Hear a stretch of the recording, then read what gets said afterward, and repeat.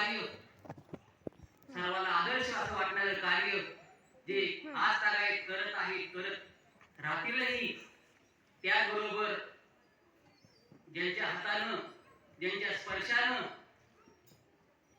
ज्या गावामध्ये स्वातंत्र्यापूर्वीही आणि स्वातंत्र्यानंतरही मतदानाची पेटी घेतल्याशिवाय कधीही गाडी गेली नाही, अशा माळंगी गावामध्ये ज्यांनी एक छोटं रोपटं निर्माण करण्याचं काम केलं, असे आजच्या कार्यक्रमाचे अध्यक्ष, आमचे आधारस्तंभ, रईसचे आधारस्तंभ आदरणीय तात्या, त्याचबरोबर या गोड अशा कार्यक्रमाचे शुभेच्छा आणि सदिच्छा कार्यक्रमाचे आदरणीय आम्हा सर्वांचे आधारस्तंभ, ज्यांच्या मनामध्ये दातृत्व, स्वाभिमानी वृत्ती, आत्मीयता आणि सर्वात महत्वाचा जो गुण असेल तो म्हणजे संयम, असे नेतृत्व गुण असणारे विद्यालयाचे मुख्याध्यापक आदरणीय गोटे साहेब, त्यांच्या समवेत आदरणीय पवार मॅडम, त्याचबरोबर मुलाप्रमाणे प्रेम करणारे आमच्या माजी मुख्याध्यापिका पठाण मॅडम, त्याचबरोबर ज्येष्ठ शिक्षक आदरणीय देशमाने सर. शिक्षक हे पद सांभाळणं एवढी सोपी गोष्ट नाहीये. शिक्षक ही नोकरी करणं एवढी सोपी गोष्ट नाहीये.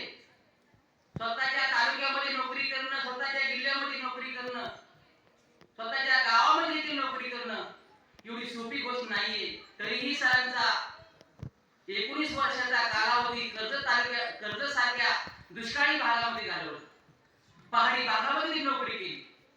सर एक सांगतो, जीवनामध्ये संयम असेल आणि काम करण्याची तयारी असेल तर मनुष्य कोणत्याही ठिकाणी जरी काम करण्याची त्यांची कुवत नसेल तरी ती कुवत सद्गुरु बोधन महाराजांच्या या पावन भूमीत झाल्याशिवाय राहत नाही, ही साक्ष देतो.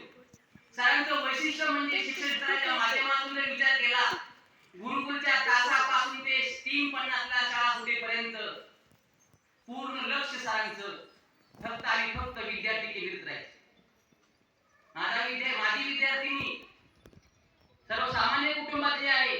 माझी विद्यार्थी घडली पाहिजे, ती नवनवीन क्षेत्रात गेली पाहिजे. स्कॉलरशिप असेल, एनएमएस असेल, आरटीएस असेल, सर्व क्षेत्रामध्ये जास्तीत जास्त निकाल प्राप्त झाला पाहिजे. त्यासाठी सर कधीही रागावून नाही तर संयमाने हळूच बोलून सांगायचे, आपल्याला निकाल वाढला पाहिजे बरं आपला, मागच्या वर्षीपेक्षा यावर्षी निकाल वाढला पाहिजे. सर कायमस्वरूपी सांगतात. आम्ही 10वीचे शिक्षक, आम्हालाही सांगायचे सर आपला निकाल 100% लागला पाहिजे. आपल्याकडे खूप लोकांचं लक्ष असतं. नक्की सर, नक्की तुम्ही जे आम्हाला सहकार्य केलं त्याची फलश्रुती झाल्याशिवाय राहणार नाही. सहलीमधला सरांचा प्रवास सांगतो. काय हो, जे आई वडील मुलांची काळजी घेतात तेवढ्याच मोठ्या प्रमाणात काळजी घेण्याचं काम आजच्या या सदिच्छा आणि शुभेच्छा कार्यक्रमासाठी त्यांच्यासाठी आपण उपस्थित राहिलेलो आहोत. ते भोलटे साहेब हे विद्यार्थ्यांची काळजी घ्यायचे.